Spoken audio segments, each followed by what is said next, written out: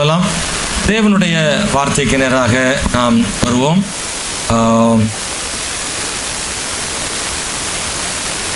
யோவான் சுவிசேஷத்தில் 11ஆம் அதிகாரம் 40வது வசனத்தை உங்களில் யாராவது படிக்கும்படி கேட்கிறேன்.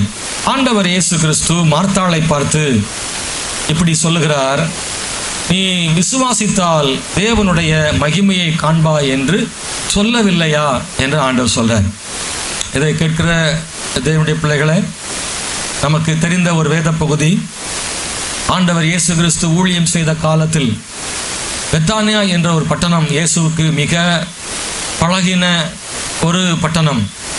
அங்கே காரணம் என்னவென்றால், அங்கே இருந்த மார்த்தாளும் மரியாளும் அந்த சகோதரிகள், அவருடைய சகோதரன் லாசரு, இந்த குடும்பம் இயேசுவுக்கு மிகவும் அறிமுகமான குடும்பம், அல்லது இயேசுவை நேசிக்கிற குடும்பம். அந்த குடும்பத்தில் தகப்பனோ தாயோ இருந்தது போல தெரியவில்லை. அந்த 3 பேருக்கும் திருமணமானது போலவும் தெரியவில்லை. தாயும் தகப்பனும் இல்லாத 3 பிள்ளைகள். அவர்களுக்கு தகப்பனாக தாயாக இயேசு ஆறுதலாக இருந்திருக்கிறார்.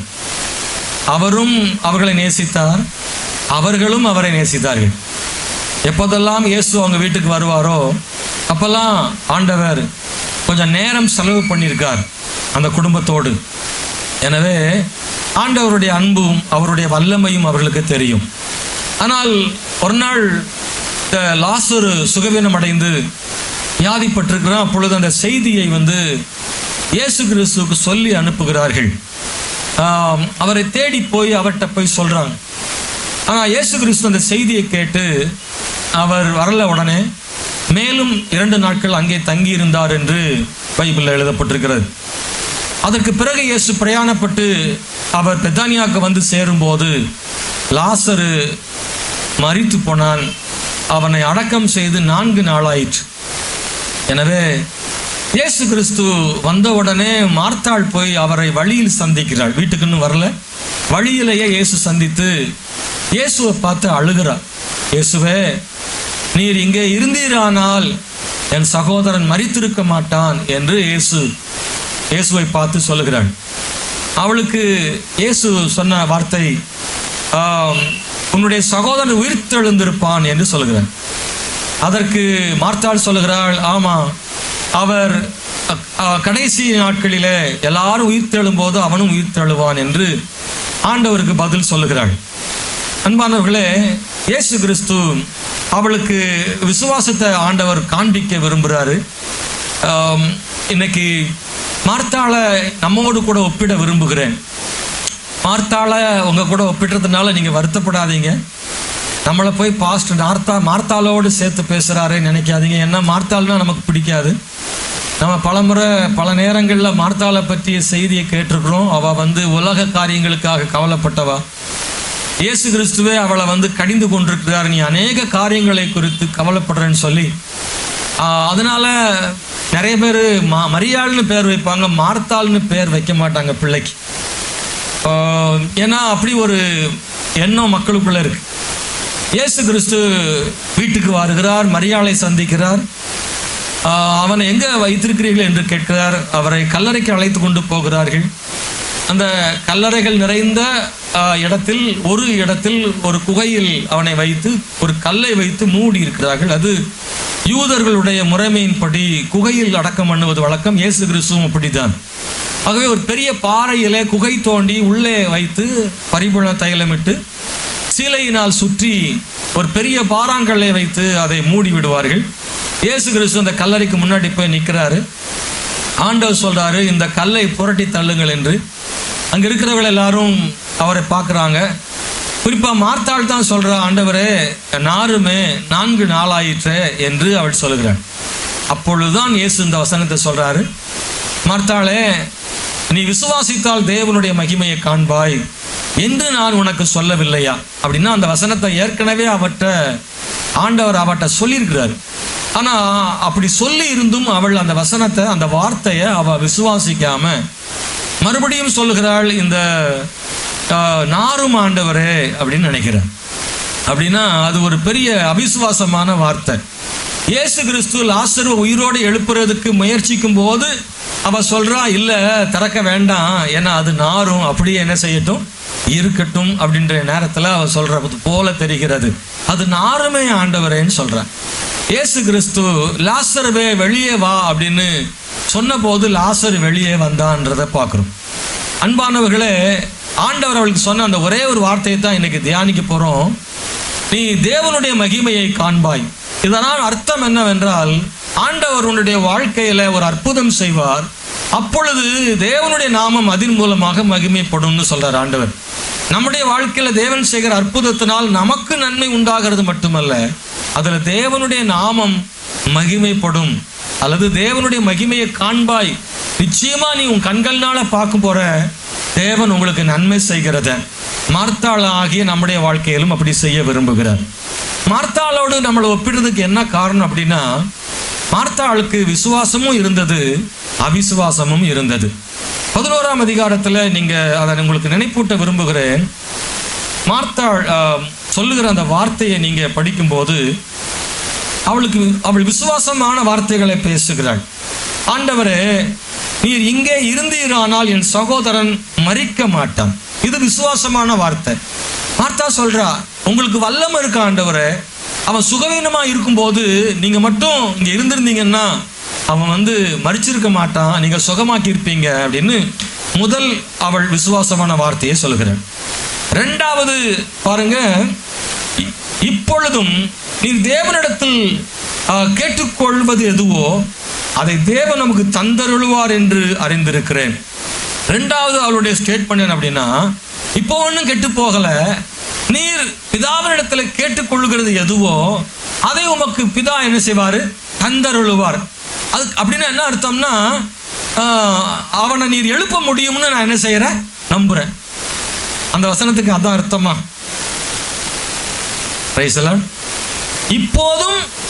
இப்பொழுதும் நீர் தேவனிடத்தில் கேட்டுக்கொள்வது எதுவோ, இப்போதும் நீ எதெல்லாம் கேட்கிறீரோ அதெல்லாம் அவர் செய்வார்.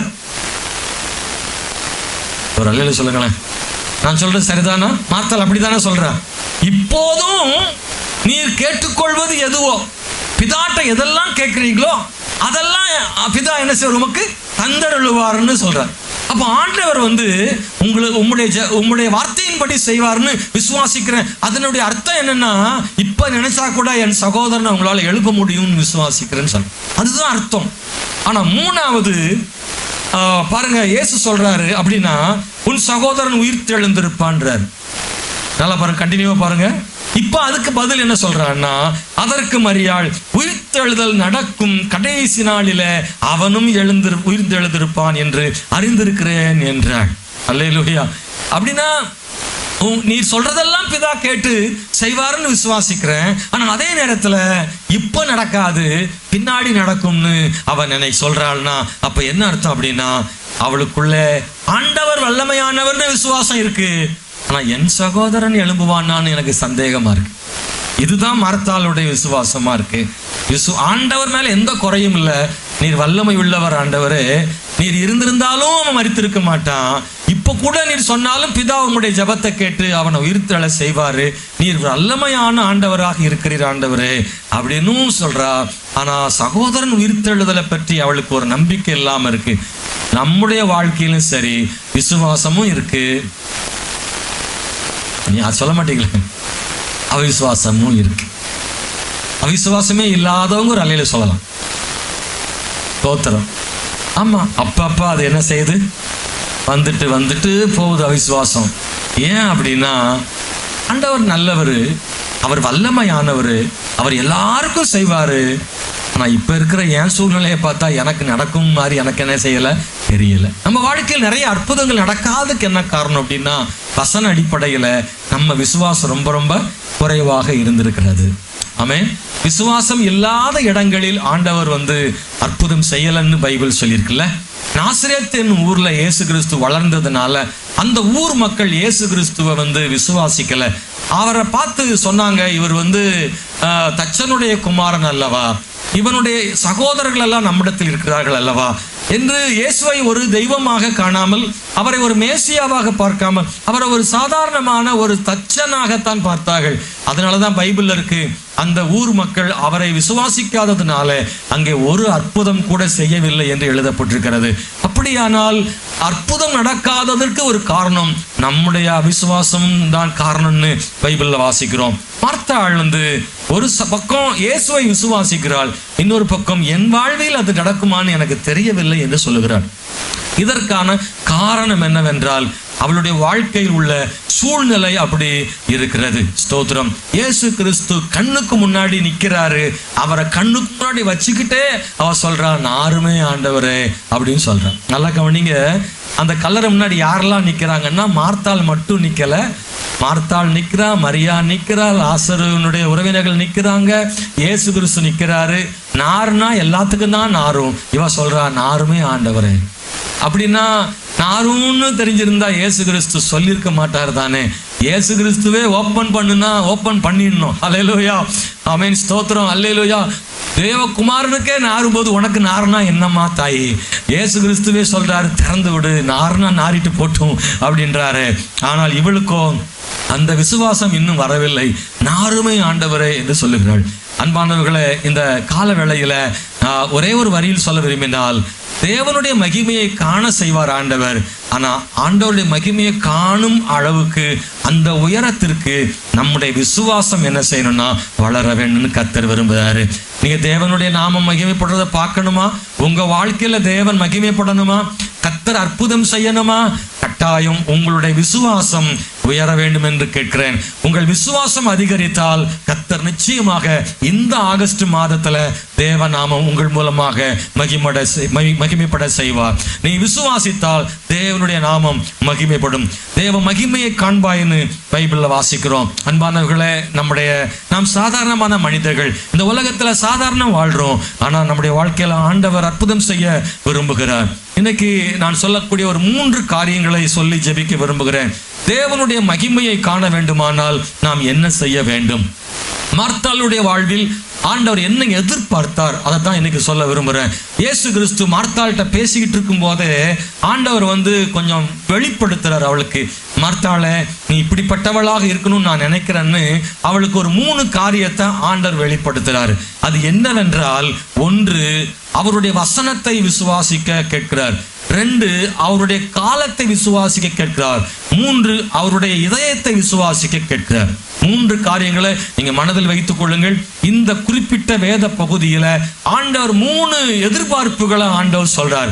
இன்னைக்கும் இதை கேட்கிற நீங்களும் நானும் இந்த 3 எதிர்பார்ப்புகளை ஆண்டவர்கிட்ட நாம நிறைவேற்றணும்னா தேவன் நம்மையும் அவருடைய மகிமையை காண செய்ய வல்லமை உள்ளவராய் இருக்கிறார். சூழ்நிலைகளை பார்க்காதிருங்கள். ஆமென், ஸ்தோத்திரம். இன்னைக்கு இருக்கிற சூழ்நிலைகளை பார்க்காதிருங்கள். நீங்கள் ஆண்டவருடையதான வல்லமையை மட்டும் பாருங்கள். கர்த்தர் அவருடைய நாமத்தினாலே அற்புதங்களை செய்ய அவர் வல்லமை உள்ள தேவனாய் இருக்கிறார். கரங்களை உயர்த்தி கர்த்தரை ஸ்தோத்திரம் பண்ணும். ஹல்லேலூயா. அன்பானவர்களே, 11ஆம் அதிகாரம் 40ஆம் வசனத்துல நாம் ஏற்கனவே வாசித்த போது அந்த வசனத்தின் முடிவு இப்படி சொல்லுகிறது, சொல்லவில்லையா என்று கேட்கிறார். ஆண்டவர் அதை சொன்னார், மார்த்தாள் விசுவாசிக்கவில்லை. அப்படின்னா ஆண்டவருடைய எதிர்பார்ப்பு என்ன? நான் சொன்னேனே, நீ ஏன் விசுவாசிக்கல? நீ விசுவாசிக்கணும்னு கர்த்தர் எதிர்பார்க்கிறார். அவர் என்ன சொன்னாரோ அதை விசுவாசிக்க வேண்டும். அன்பானவர்களே, கர்த்தருடைய வசனத்தை, கர்த்தருடைய வார்த்தையை நாம இன்னும் அதிகமாக விசுவாசிக்க தேவன் விரும்புகிறார். யோவான் சுவிசேஷம் இந்த 11ஆம் அதிகாரத்துல 16வது வசனத்திலும் 24ஆம் வசனத்திலையும் நாம பார்க்கும்போது ஒரு குறிப்பிட்ட காரியத்தை நீங்க மனதில் கொள்ளணும். ஏற்கனவே ஆண்டவருடைய அற்புதத்தை, அவருடைய அடையாளங்களை கண்டும் அவரை விசுவாசிக்காதவர்கள் இருந்தார்கள். சீஷர்கள் அவரோடு 3.5 வருஷம் இருந்தும் கூட நேர்ல பார்த்தாங்க. கண்ணுக்கு முன்னாடி பிசாசு பிடித்த மனிதன் அலறி சுகமடைகிறான். பாருங்க, லேகியோன் அவன் வஸ்திரம் தெரியாதிருந்தவன் வஸ்திரம் தரித்து அமர்ந்திருக்கிறான். நிறைய அற்புதங்களை ஆண்டவர் கண்ணுக்கு முன்னாடி செய்திருக்கிறார். இதெல்லாம் பார்த்தாலும் கூட இன்னும் அந்த சீஷர்களுக்குள்ளே அவிசுவாசம் இருந்ததை பார்க்கிறோம். இந்த மார்த்தாளும் கூட இயேசுவை பத்தி தெரியும். ஏன்னா அவ்வளவு எளிதாக அவர் சொல்லல, நீர் கேட்டுக்கொள்கிறது எதுவோ அது நடக்கும் அப்படின்னு சொல்றார். அப்படின்னா இயேசு கிறிஸ்து வல்லமையான காரியங்களை செய்ததை இவள் பார்த்திருக்கிறாள். ஆனா பார்த்தாலும் இன்னும் விசுவாசம் வரல. ஆண்டவர் சொல்ல, கண்டு விசுவாசிக்கிறவர்களை பார்க்கிலும் காணாமல் விசுவாசிக்கிறவர்கள் பாக்கியவான்கள். இன்னைக்கு நீங்களும் நான் அப்படிப்பட்ட இடத்துல இருக்கிறோம். இயேசு கிறிஸ்து பக்கத்துல நின்று அவர் பிசாசு துரத்தினதை பார்க்கல, அவர் மரித்தோர உயிரோடு எழுந்ததை பார்க்கல. நம்முடைய வாழ்க்கையில பலரும் அவரை பார்த்ததே இல்லை, ஆனா அவரை அனுபவிக்கிறோம், அவருடைய வார்த்தைகளை கேட்கிறோம், அவருடைய பிரசன்னத்தை உணர்றோம், ஆனா இயேசுவை விசுவாசிக்கிறோம். அல்லேலூயா. உங்களை என்னையும் பார்த்து ஆண்டவர் சொல்றாரு, மார்த்தாளை விட பாக்கியசாலிகள் இங்கே உண்டு. நீங்களும் நானும் கர்த்தருடைய பார்வையில பாக்கியசாலிகள். ஏன்னா காணாமல் விசுவாசிக்கிறவர்களாக இருக்கிறோமே, அது பெரிய பாக்கியம்தான். ஆனா ஒன்னே ஒண்ணு அன்பானவர்களே, அவருடைய வசனத்தை விசுவாசிக்க வேண்டும். ஆமென். அவருடைய வார்த்தையில் வல்லமை இருப்பதை விசுவாசிக்க வேண்டும். இயேசு வல்லமையானவர் தான், ஆனா அவருடைய வார்த்தை விசுவாசிக்காம போயிட்டா. இயேசுவை விசுவாசிக்கிறா, அவர் வார்த்தையை விசுவாசிக்கல, சொன்னதை நம்பல. நீ தேவனுடைய மகிமையை காண்பாயின்னு சொன்னாரே, அதை மறந்துட்டா, அதை விசுவாசிக்காம விட்டா. நாருமே என்று சொல்கிறார். இன்னைக்கு ஆண்டவருடைய வார்த்தை வாக்குத்தத்தங்களை உங்களுக்கு ஆண்டவர் கொடுக்கும் போது அதை ஒரு பெருசா நினைக்காம அதை அலட்சியமா விட்டு விடாதிருங்கள். அந்த வசனத்தை பிடித்து கொள்ளுங்க, அவருடைய வாக்குத்தத்தங்களை உறுதியா பற்றி கொள்ளுங்க. அதை வச்சு ஜெபம் பண்ணுங்க. ஆண்டவரே, இந்த வசனம் நடக்கும் நம்புறேன் அப்படின்னு ஜெபத்துல சொல்லுங்க. எனக்கு கொடுத்த வார்த்தை நிறைவேறும்னு விசுவாசிக்கிறேன்னு சொல்லுங்க. இன்னைக்கு நடக்கலாட்டாலும் பரவாயில்ல, நடக்கிறதுக்கு நம்பிக்கை இல்லாட்டாலும் பரவாயில்ல, நடக்கும்னு விசுவாசிக்கிறேன்னு சொல்லுங்க. எத்தனை பேர் சொல்றீங்க? ஆமென். Praise the Lord. கர்த்தர் சொன்னது நடக்கும். ஆமென். Praise the Lord. கொஞ்சம் கூட அதற்கான அறிகுறியே இல்லாம இருந்தா கூட கர்த்தர் சொன்னா நடக்கும். Price the Lord. அநேக நேரங்கள்ல நமக்கு நாமே தான் எதிரியா இருக்கிறோம். நம்ம மனசாட்சியே பல நேரத்துல கர்த்தரை விசுவாசிக்க தயங்குகிறது. வேதத்துல விசுவாசத்தை இயேசு கனப்படுத்தின சில இடங்கள் இருக்கு. மத்திய 8ஆம் அதிகாரத்துல 5 முதல் 13 வரை உள்ள வசனங்கள்ல நீங்க பார்த்தா, ஆண்டவர் ஒரு சம்பவத்துல ஒரு 100க்கு அதிபதி இயேசுவினிடத்தில் வந்து சொல்றான், வேலைக்காரன் வீட்டில் சுகவீனமா இருக்கிறான், என்னுடைய வேலைக்காரன், ஆண்டவரே நீர் அவனை குணமாக்க வேண்டும் என்று கேட்கிறான். இயேசு கிறிஸ்து சொல்றாரு, நான் வந்து அவனை குணமாக்குவேன்னு சொல்றாரு. உடனே அவன் சொல்றான், ஆண்டவரே, என் வீட்டுக்கு நீர் வருவதற்கு நான் பாத்திரன் அல்ல, ஒரு வார்த்தை மாத்திரம் சொல்லும், என் வேலைக்காரன் சொஸ்தமாவன். இந்த வார்த்தை வந்து இயேசுவின் இருதயத்தை தொட்டது. இயேசு சொல்றாரு, இப்படி ஒரு விசுவாசத்தை நான் என்ன செய்யல, இஸ்ரவேலுக்குள்ள பார்க்கலன்னு சொல்றாரு. நீங்க 100க்கு அதிபதியா இருந்தா என்ன செய்வீங்க? கவனிங்க. நீங்க இதே மாதிரி ஆண்டவர்கிட்ட கேட்குறீங்க, என்னுடைய வேலைக்காரன் வீட்டில் சுகவீனமா இருக்கிறான் ஆண்டவரேன்னு சொல்றீங்க. நாமளா இருந்தா இயேசு கிறிஸ்துவ என்ன சொல்லுவோம்னா, அவர் வரலன்னு சொன்னா கூட நாம கையை பிடிச்சிட்டு விட மாட்டோம். ஆண்டவரே வந்து என்ன செஞ்சிருங்க, முன்ன பின்ன ஆனாலும் ஆகி போயிடும், அதனால வந்து நீங்க குணமாக்கிட்டு போயிருங்க, அவரை விட மாட்டோம். அப்படித்தானா? அங்கிட்டு போன அப்புறம் இங்கிட்டு ஆகல, திருப்பி அவரை தேடி வரணுமே ஒரு எண்ணம் இருக்கும். எப்படினாலும் சரி, நம்ம விசுவாசம் எல்லாம் நேரில் வந்தா தான் நடக்கும் நம்புறோம் நம்ம. ஆனா இந்த 100க்கு அதிபதி கர்த்தரை அறியாத ஒரு மனுஷன், இயேசு கிறிஸ்து சொன்ன அந்த வார்த்தை ரொம்ப ஆச்சரியமானது. நான் சொல்றேன், ஆண்டவரே நீங்க வரணும்னு கூட இல்லை, நீங்க வரும்போது என்ன நடக்குமோ அது நீங்க சொல்லும் போது நடக்கும். நீங்க வரும்போது என்ன நடக்குமோ அது வராமலே சொன்னா கூட நடக்கும். உங்ககிட்ட இருக்கிற வல்லமை உங்க வார்த்தையில இருக்குன்னு எவ்வளவு ஆழமான விசுவாசம் பாருங்க. நானே வெட்கப்படுறேன் அவன் விசுவாசத்தை பார்த்து. அவன் விசுவாசம் ரொம்ப உயர்ந்ததுங்க. அவன் விசுவாசம் ரொம்ப உயர்ந்தது. எப்படின்னா, அன்பானவர்களே, நான் பாத்திரன் அல்ல, அதுல அவன் தாழ்மையும் இருக்கு, அதுல ஆண்டவருடைய உயர்வும் இருக்கு. சொல்றான், ஒருவனை போனா போறான், ஒருவனை வானா வரான். எனக்கு கீழையும் ஆள் இருக்கு, எனக்கு மேல உள்ள அதிகாரம் உள்ளவங்களும் இருக்காங்க. ஆனா நீங்க என் வீட்டுக்கு வர்றதுக்கு நான் தகுதி இல்லை, ஒரே ஒரு வார்த்தை சொன்னா போயிடும், அவன் சுகமாயிருவான் ஆண்டவரேன்னு. எவ்வளவு ஆழமான விசுவாசம் அந்த 100க்கு அதிபதிக்குள்ள இருந்துச்சு. கர்த்தர் அதை கண்டார். கர்த்தர் அதை கண்டார். அவருடைய வார்த்தையின் மேல் விசுவாசமா இருக்கிறவர்கள் அன்பானவர்களே பாக்கியவான்கள். அவர்களை கர்த்தர் சும்மா விடுவதே இல்லை. அல்லேலூயா, ஸ்தோத்திரம். இன்னொரு சம்பவம் பைபிள் இருக்கு. 10 குஷ்டரோகிகளை இயேசு குணமாக்கினார். லூக்கா 17ஆம் அதிகாரத்துல 14வது வசனத்துல நீங்க படிக்கும்போது ஒரு குறிப்பிட்ட வார்த்தை அதுல இருக்கு. அவர்கள் போகையில் சுத்தமானார்கள். 10 பேரும் ஆண்டவர்கிட்ட கேட்கிறாங்க, இயேசுவே எங்களை குணமாக்கும் என்று. அப்பொழுது இயேசு, நீங்கள் போய் ஆசாரிகளுக்கு உங்களை காண்பீங்கன்னு சொல்றார். அது யூதருடைய நடைமுறை. அப்படிதான் லேவியர் ஆகமத்தில் சொல்லியிருக்கு. குஷ்டரோகிகளுக்கான நிபந்தனைகளை சொல்லும் போது ஆசாரியன்ட்ட செக் பண்ணணும், வியாதி சுகமா இருக்கான்னு அவரு தான் பார்த்து சொல்லுவார். ஆகவே நீங்க ஆசாரிகளுக்கு போய் காண்பீங்கள்னு இயேசு அவங்களை அனுப்பும் போது நீங்க நல்லா கவனிங்க அன்பானவர்களே. அவர் சொன்ன உடனே அந்த வார்த்தை இருக்குல்ல, உடனே என்ன என்ன என்ன செஞ்சிருப்பாங்க அவங்க? தூரத்தில் 10 குஷ்டரோர் நிற்கிறாங்க. இயேசு அவங்க பக்கத்தில் வர விரும்பலை. இயேசு சொல்றாரு, நீங்க போய் ஆசாரியருக்கு காண்பீங்கன்னு சொல்றாரு. உடனே அவங்க என்ன செஞ்சிருப்பாங்கன்னு நினைக்கிறீங்க? அந்த 10 குஷ்டரோகிகள் உடனே என்ன செஞ்சிருப்பாங்க? எப்படி? மேலே பார்த்துருப்பாங்க. முதல்ல கையை தான் பார்ப்பாங்க, ஏன்னா அது கையில தான் இருக்கும். இயேசு போ சொல்றாரு, நமக்கு என்ன உடனே நடக்கணும்? நடந்தால் தான் இடத்த விட்டு கிளம்புவோம். நமக்கு நடந்தால் தான் இடத்த விட்டு கிளம்புவோம். போ சொன்னா போக மாட்டோம். இயேசுவை குணமாக்கி அனுப்புங்கப்பா. இன்னும் பாருங்க அப்படியே தான் இருக்கு. இன்னும் எனக்கு சுகமாகலை, நான் சுகமானா போறேன், என்னை சுகமாக்கி அனுப்புங்கன்னு சொல்லியிருக்கணும்ல. எந்த நம்பிக்கையில் அவங்க போனாங்கன்னா இயேசுவின் வார்த்தையின் மேல நம்பிக்கை இருந்துச்சு. அவருடைய வார்த்தையின் மேல நம்பிக்கை இருந்துச்சு. 2-3 அடி எடுத்து வைக்கிறாங்க, கையை பார்த்துட்டே இருப்பாங்க, சுகமாகுதா சுகமாகுதான்னு. 1 கிலோமீட்டர் போயாச்சு, இன்னும் சுகமாகலை. போகிற வழியில அவர்கள் சுத்தமானார்கள். எந்த இடத்துலன்னு தெரியல. ஒருவேளை அவங்க புறப்பட்ட இடத்துல இருந்து ஆசாரியனை பார்த்த இடத்துக்கு இடையில ஒரு 5 கிலோமீட்டர் கூட இருந்திருக்கலாம் தோராயமாக. ஆனா அந்த 5 கிலோமீட்டர்ல எந்த இடத்துல அவங்க சுகமானாங்கன்னு சொல்லப்படலை. ஆனா வசனம் சொல்லுது, போகையில் சுகமானார்கள்.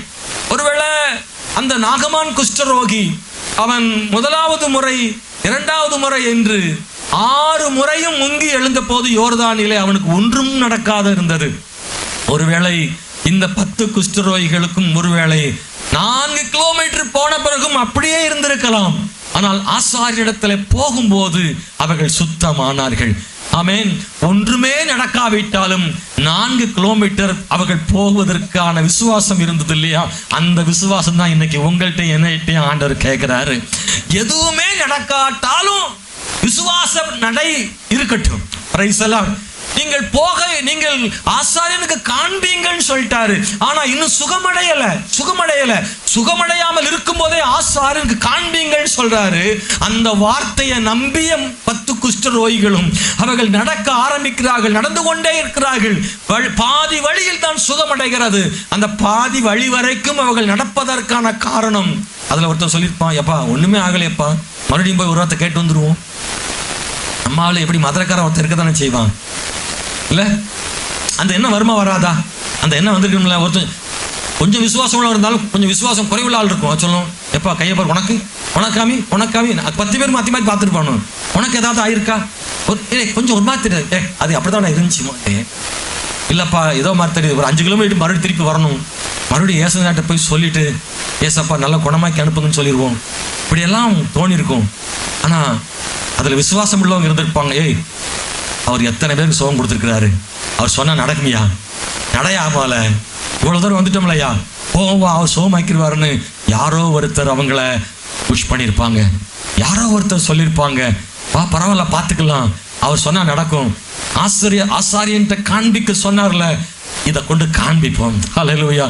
நம்ம வேலை அவர் சொன்னதை கேட்க வேண்டிய வேலை, அவர் வேலை சுகமாக்குற வேலை, அவர் வேலை அற்புதம் செய்கிற வேலை. நல்லா கவனிங்க, நம்முடைய விசுவாச வாழ்க்கையிலும் சரி, எதுவுமே நடக்காட்டாலும் அவர் வார்த்தையின்படி நடப்போம். அல்லேலூயா. அவர் வார்த்தையின்படி நடப்போம். ஒண்ணுமே நடக்காட்டாலும், நமக்குள் எந்த மாற்றமுமே நடக்காட்டாலும், நான் நினைச்சது நான் விரும்பியது எதுவுமே நடக்காட்டாலும், நம்பிக்கையோடு அவர் வார்த்தையின் மேல் விசுவாசம் வைத்து நான் நடக்க ஆரம்பிப்பேன். எல்லை கோடு தொடும்போது நான் கர்த்தருடைய வார்த்தை என் வாழ்க்கை நிறைவேறி இருக்கும் என்று விசுவாசிக்கிறேன். கையை தட்டி கர்த்தரை ஸ்தோத்திரம் பண்ண கேட்கிறேன். விசுவாசிக்கிறீங்களா? நீங்க விசுவாசிக்கிறீங்களா? எனக்கு எதுவுமே நடக்காட்டாலும், ஒண்ணுமே நடக்காட்டாலும், நான் கேட்டது ஒண்ணுமே கிடைக்காட்டாலும், நான் விரும்பியது எதுவுமே நடக்காட்டாலும், அவர் வார்த்தை ஒண்ணு இருக்குல்ல, அந்த வார்த்தையை பிடிச்சு நடக்க ஆரம்பிக்கிறேன். போகிற வழியில நான் கர்த்தருடைய வார்த்தையின்படி நடக்கும் போது எனக்கு ஆண்டவர் செய்வார். அல்லேலூயா. என்ன விசுவாசம்? ஒண்ணுமே நடக்காட்டாலும் இயேசுவுக்காக நடக்க ஆரம்பித்தல், வாழ ஆரம்பித்தல், போக ஆரம்பித்தல்.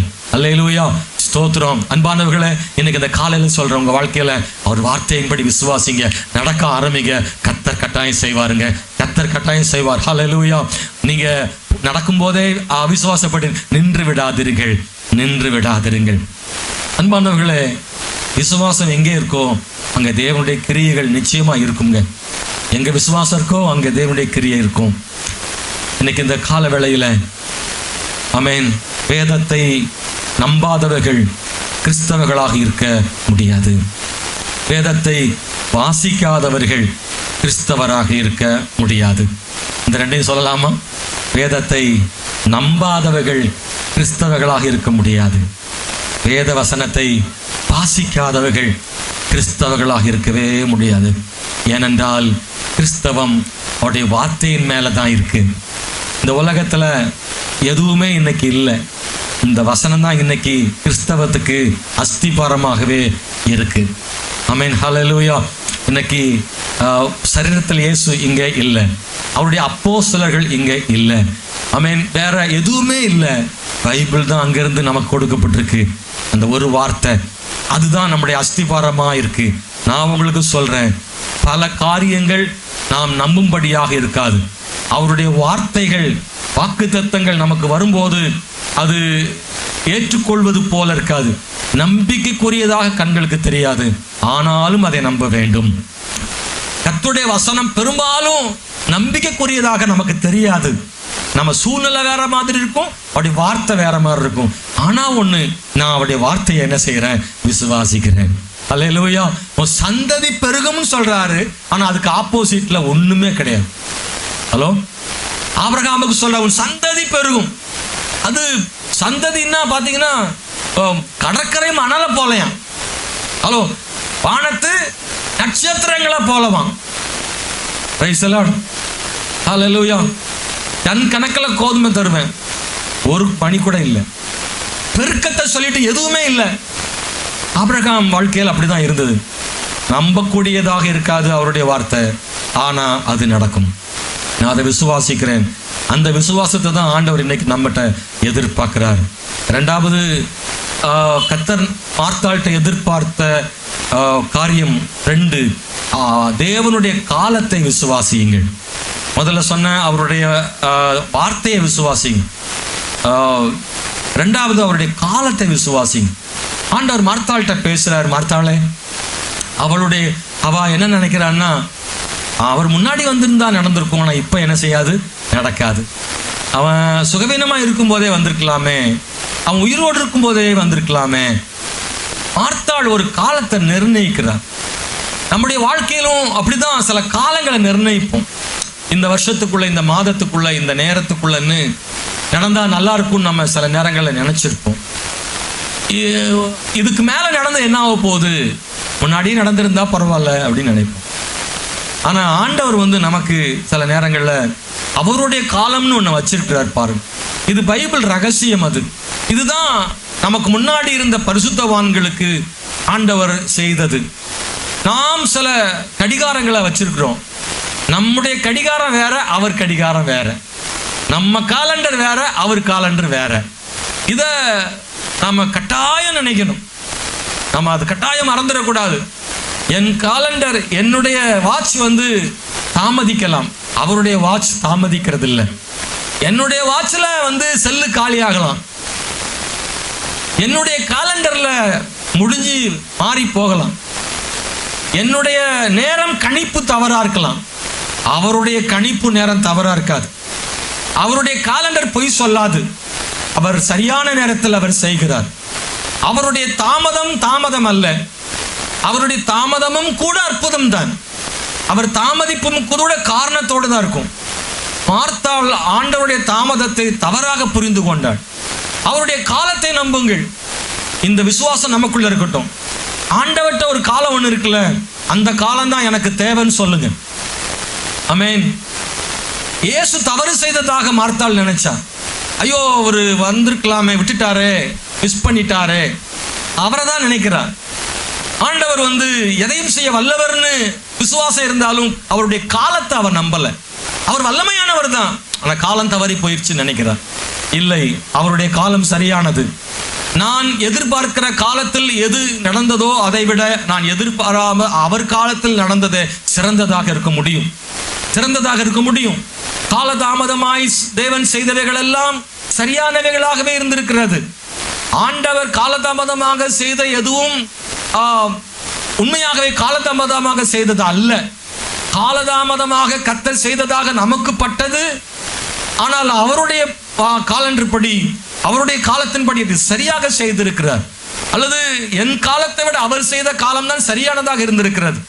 உதாரணமாக யோசேப்பின் வாழ்க்கையில் ஆண்டவருடைய காலண்டர் படி நடந்தது. யோசேப்பு நினைச்சான், ஆண்டவர் என்னைய என் சொப்பனை நிறைவேற போகுதுன்னு நினைச்சான். பாருங்க, கர்த்தருடைய காலண்டர்ல இன்னும் நடக்கல.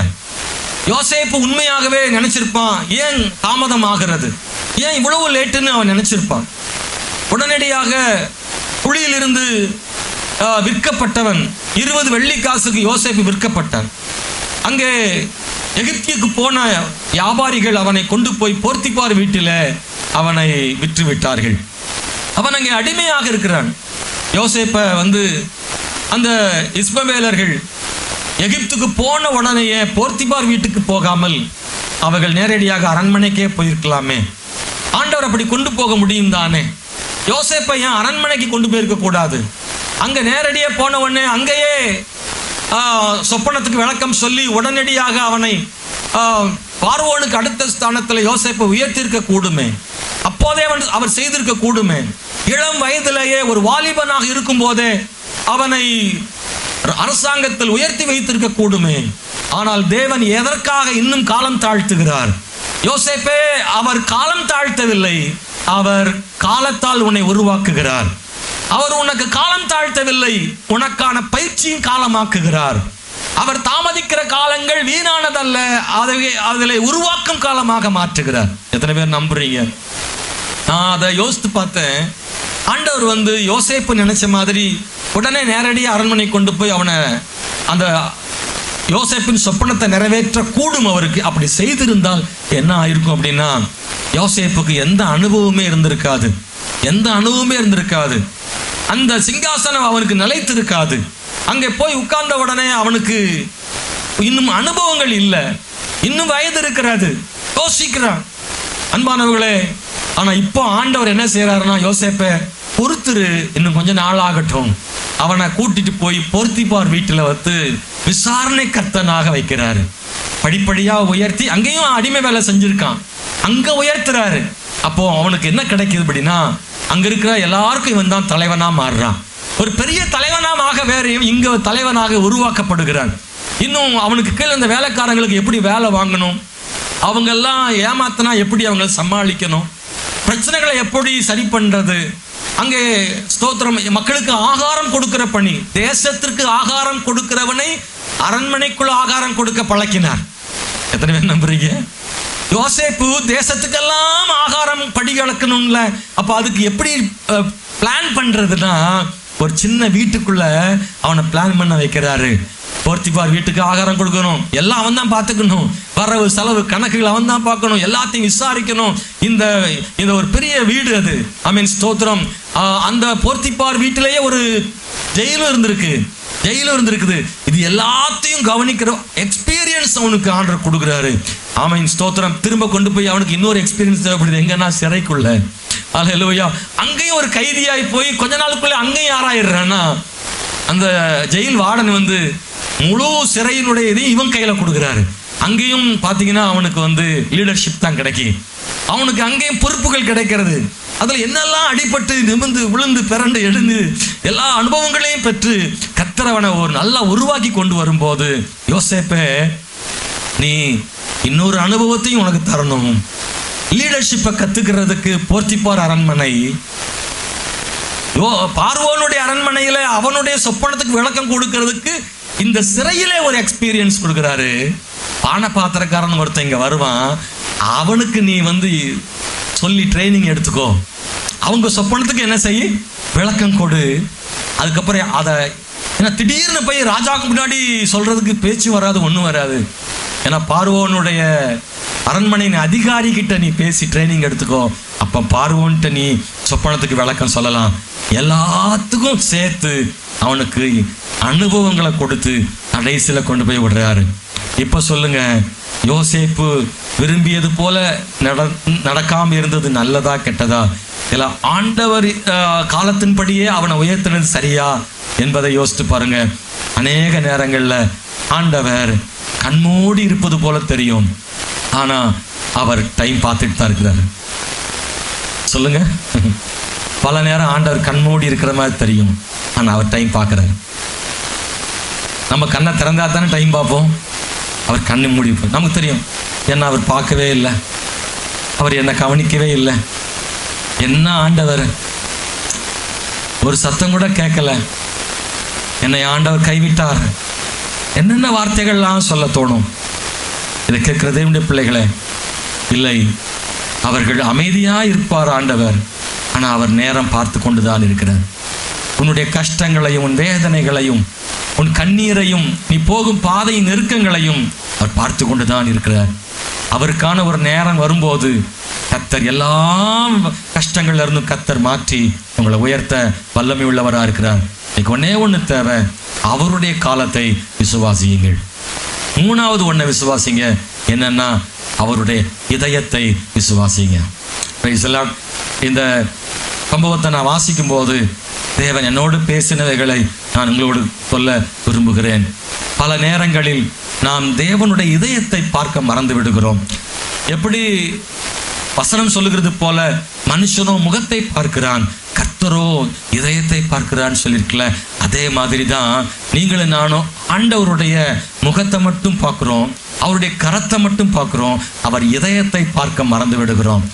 ஏனென்றால் நம்முடைய வாழ்வில் நடக்கிற நிறைய சம்பவங்களை பார்க்கும்போது நாம் என்ன நினைக்கிறோம்னா, ஆண்டவர் என்ன மறந்துட்டாரு அப்படின்னு நினைக்கிறோம். ஆமேன். மார்த்தாள் வாழ்க்கையில் அதுதான் நடந்தது.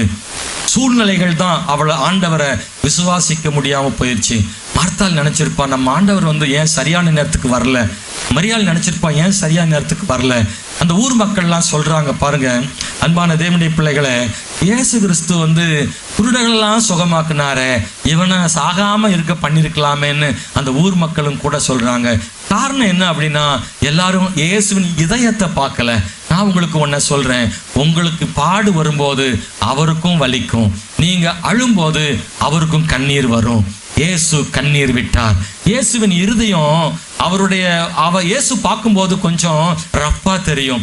இயேசு பார்த்தா ஆண்டவர் சில நேரத்தில் நமக்கு செய்யலன்னு தோணும், அவர் நம்ம மேல அன்பா இல்லைன்னு தோணும், அவர் என்னை மறந்துட்டாருன்னு தோணும், அவர் என் கூட இருக்கிறாரா இல்லையான்னு சந்தேகம் கூட உங்களுக்கு வரும். ஆனா நீங்க இயேசுவின் இருதயத்தை பார்த்துட்டீங்கன்னா தைரியமா நிற்பீங்க கடைசி வரைக்கும். அவருடைய இருதயத்தை நீங்க பார்த்துட்டீங்கன்னா அவர் உங்களை எவ்வளவு நேசிக்கிறாருன்னு கண்டுபிடிச்சிருவீங்க. இருதயத்தை பார்க்கிற ஒரு தேவனுடைய பிள்ளை என்ன சூழ்நிலை வந்தாலும் அவருக்காக நிற்பாங்க. நான் உதாரணமா இதை அடிக்கடி சொல்லியிருக்கேன். ஒரு தகப்பனுடைய கைகளை பார்க்கும் பிள்ளைகள், தகப்பனுடைய இதயத்தை பார்க்கும் பிள்ளைகள் அப்படின்னு 2 பிள்ளைகள் இருக்காங்க. ஆமே, நீங்க எப்படின்னு நான் சொன்னா உங்களுக்கு தெரியும். நீங்க சின்ன வயசுல எப்படி இருந்தீங்களோ தெரியல, வீட்டில் நீங்க பார்த்துருப்பீங்க. பிள்ளைகள் பாருங்க, அப்பா வெளியிலிருந்து வரும்போது பல பிள்ளைகள் அப்பாவுடைய கைகளை தான் பார்க்கும். ஏன்னா வழக்கமாக அப்பா வரும்போது முட்டை பரோட்டா வாங்கிட்டு வருவார், இல்லைன்னா ஏதாவது ஸ்நாக்ஸ் போண்டா கிண்டா வாங்கிட்டு வருவார். அந்த கேரி பையா இருக்கலாம், அல்லது வேற கோணி பையா, ஏதோ ஒரு பையில கொண்டு வருவார்.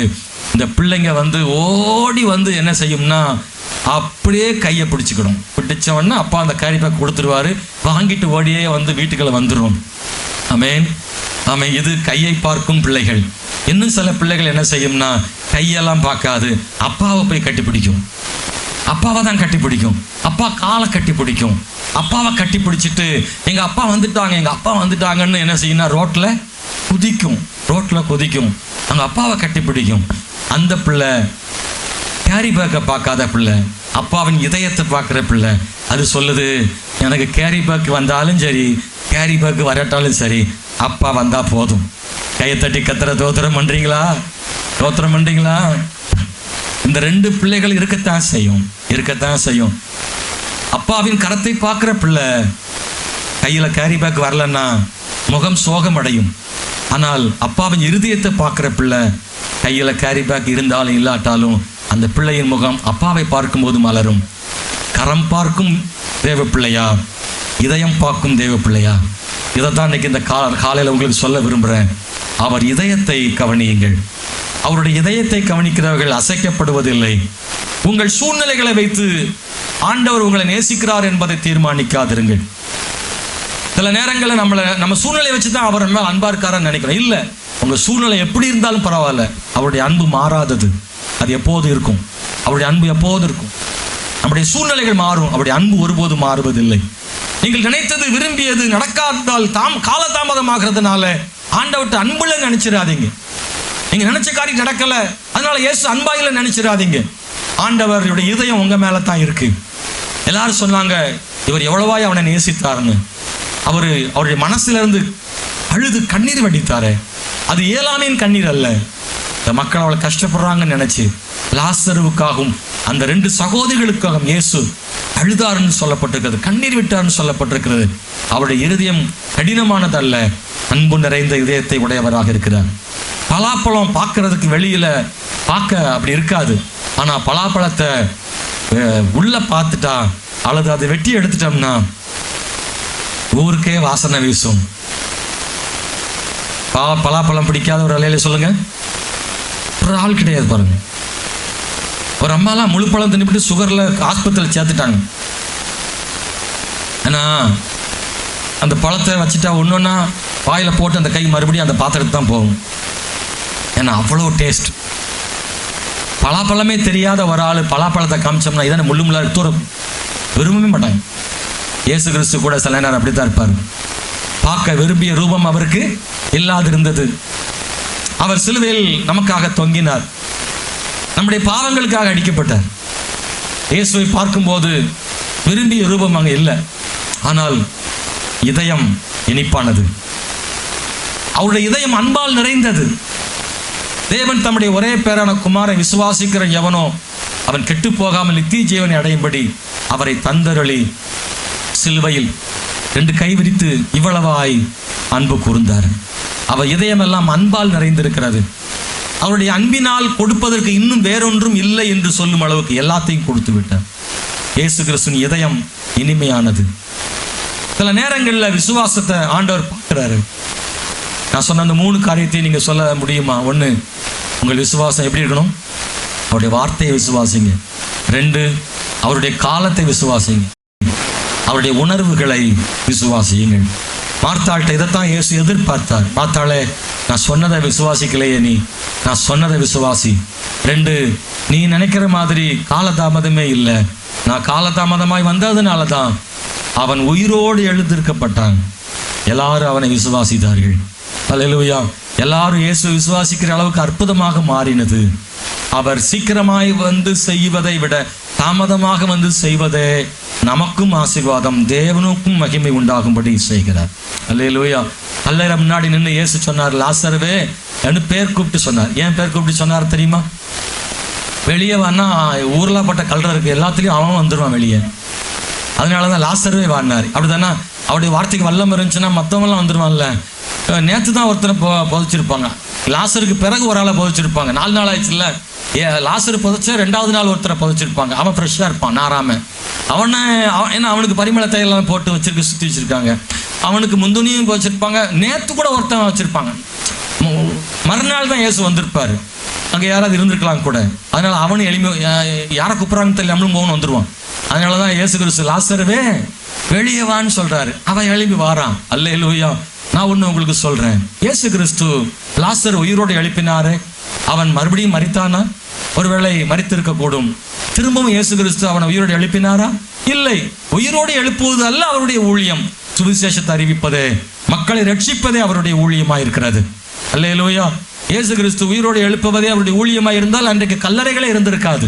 யாருமே மரித்திருக்க முடியும். எல்லாரையுமே உயிரோடு எழுப்பிட்டு இருந்திருப்பார்ல. அதை செய்யல. அங்கொன்று இங்கொன்றுமாக சிலரை எழுப்பினார். ஏனென்றால் அதுவல்ல அவருடைய ஊழியம். சரீரத்தில் மரிப்பவர்களை எழுப்புவதல்ல ஊழியம். ஆவியில் மரிப்பவர்களை, பாவத்தில் மரித்து கிடப்பவர்களை எழுப்புவதே தேவ நோக்கமாக இருக்கிறது. அதை செய்யதான் வந்தாரு. இது சும்மா அவர் செய்தார். நித்தியத்துக்காக மக்கள் ஆதாயப்படுத்தினார். இன்னைக்கு அவருடைய நோக்கம் அதுதான் முக்கியமானதாய் காணப்படுகிறது.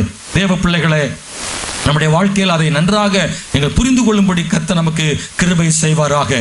அவருடைய ஆசை அதுதான், அவருடைய விருப்பம் அதுதான். ஆமென், ஸ்தோத்திரம். அவருடைய ஊழியம் பூரா சுவிசேஷத்தை பிரசங்கிப்பது, பாவிகளுக்கு இயேசுவினுடைய வார்த்தைகளை கொடுப்பது, இதுவே அவருடைய நோக்கமாக இருந்தது. மரித்தோரை உயிரோடு எழுப்புவது என்பது அவருடைய வல்லமைகளை காண்பிக்க மட்டும்தானே ஒழிய அது அல்ல அவருடைய முக்கியமான ஊழியம் என்பதை மறந்து விடாதிருங்கள். அன்பான தேவனுடைய பிள்ளைகளை, ஸ்தோத்திரம். இன்னைக்கும் ஆண்டவர் மரித்தோரை உயிரோடு எழுப்புகிறது என்பது சரீரத்தின் மரணத்தை பற்றி அதல்ல. பாவத்தில் மரித்து போய் ஏராளமான ஜனங்கள் இருக்கிறார்களே, அவர்களை ஆண்டவர் எழுப்ப விரும்புகிறார். அவர் எழுப்பட்டும். ஹல்லேலூயா. நீங்களும் நானும் மரித்தோரை எழுப்புகிற அந்த இடத்தில் இயேசுவுக்கும் மரித்தோருக்கும் இடையில் நாம் தான் நிற்கிறோம். சொல்லுங்க. கல்லறைகளில் மக்கள் பாவத்தில் மரித்து போய் இருக்கிறார்கள். இயேசு கிறிஸ்து உயிர்த்தெழ செய்வதற்கு அவர் ஆயத்தமாக இருக்கிறார். ஆனால் இடையில் நிற்கிற மார்த்தாளுடைய விசுவாசத்தை அவர் எதிர்பார்க்கிறார். நீங்களும் நானும் தான் இயேசு மரித்தோரை உயிர்த்தெழ செய்வதற்கு நடுவில் நின்று விசுவாசிக்க வேண்டிய இடத்துல நீங்களும் நானும் இருக்கிறோம். மார்த்தாளே, மரித்தோரை நீ இல்லாமலும் உயிரோடு எழுப்ப முடியும். ஆனால் நீ விசுவாசித்தால் தேவனுடைய மகிமையை காண்பாய். இல்ல, மார்த்தாள் இல்லாமலும் லாசரு வான வரமாட்டாங்க. லாசருக்கு உயிரோட கொண்டு வர்றதுக்கு இயேசுவால எல்லாம் முடியும். மரியாளும் மார்த்தாளும் தேவையில்லையே. ஆனாலும் மரியாளுடைய மார்த்தாளுடைய விசுவாசத்தை இயேசு எதிர்பார்க்கத்தானே செய்கிறார். நீங்களும் நானும் மார்த்தாளாக இருக்கிறோமே, மரியாளாக இருக்கிறோமே, இயேசு கிறிஸ்துவுக்கும் மரித்தோருக்கும் இடையில் நிற்கிறோமே. நாம் அவர்கள் உயிர்த்தெழுவதற்கு நாம் காரணமாக இருக்க வேண்டும். அல்லேலூயா. காலம் தவறி போய்விட்டது, அவன் இருக்கட்டும் என்று சொல்லாதிருங்கள். மரித்தோராக இருக்கட்டும் என்று நினைத்து விடாதிருங்கள். காலம் முடிந்து விட்டது, பாவத்தில் மரித்தவர்கள் போதும் என்று எண்ணி விடாதிருங்கள். அவன் உயிர்த்தெழ வேண்டும் என்று நீங்கள் நினையுங்கள். அவனுக்காக ஜெபியுங்கள். அல்லேலூயா, ஸ்தோத்திரம். தேவனுடைய பிள்ளைகளே, திறந்தால் நாருமே என்று தடையாக இருக்காதிருங்கள். போனால் போகட்டும் என்று நீங்கள் மரித்தோர் உயிர்த்தெழுதலுக்கு இடையூறாக இருக்க வேண்டாம். நீங்களும் இயேசுவோடு கூட நின்று அவனை எழுப்புவதற்கு நீங்கள் போராட வேண்டிய இடத்தில் இருக்கிறீர்கள். ஆண்டவரே, நாங்கள் கல்லை புரட்டி தள்ளுகிறோம், உம்முடைய வார்த்தையின்படி நடக்கும் என்பதை நான் விசுவாசிக்கிறேன். ஆண்டவரே, நீங்களும் நானும் கல்லை தள்ளி போட வேண்டிய இடத்தில் நாம் இருக்கிறோம். ஆமாவா இல்லையா?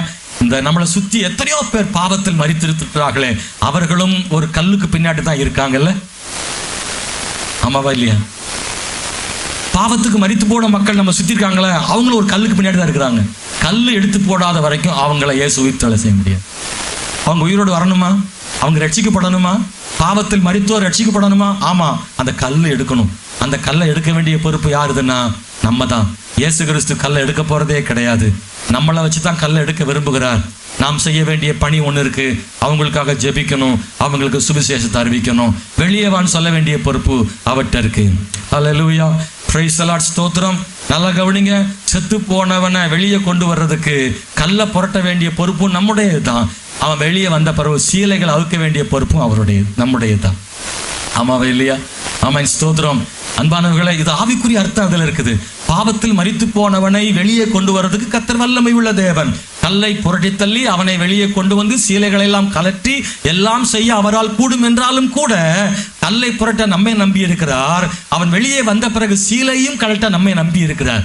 ஆமென், ஸ்தோத்திரம். பாவத்தில் மரித்து போயிருக்கிறார்கள், அவளுக்காக ஜெபித்து அங்க இருக்கக்கூடிய கல் தடையா இருக்குல்ல, அது ஜாதி தடையோ அல்லது குடும்ப தடைகளோ அல்லது வேற என்ன அவிசுவாசமோ, ஏதோ ஒரு கல் அவங்க வாழ்க்கையில இருக்கு. ஒவ்வொருத்தரும் வர முடியாம இருக்கிறதுக்கு ஏதோ ஒண்ணு அவங்ககிட்ட இருக்கு. அந்த கல்லை நம்ம தான் தடக்கணும். நம்ம சொல்லணும், கவலைப்படாதீங்க, எல்லாத்த விட ஆண்டவர் தான் பெரியவர்னு சொல்லி கல்லை எடுக்கணும். கல்லை எடுக்க எத்தனை பேர் ஆயத்தமா இருக்கிறீங்க? உங்க பக்கத்து வீட்டுக்காரனுக்கு ஒரு கல் இருக்கு, அல்லேலூயா, அது தாய்மாமன் கல். அந்த கல்லுக்கு தான் அவங்க பயந்துகிட்டு இருக்கான். அந்த கல் எடுக்கப்படாத வரைக்கும் அவன் வெளியே என்ன செய்ய முடியாது, வர முடியாது.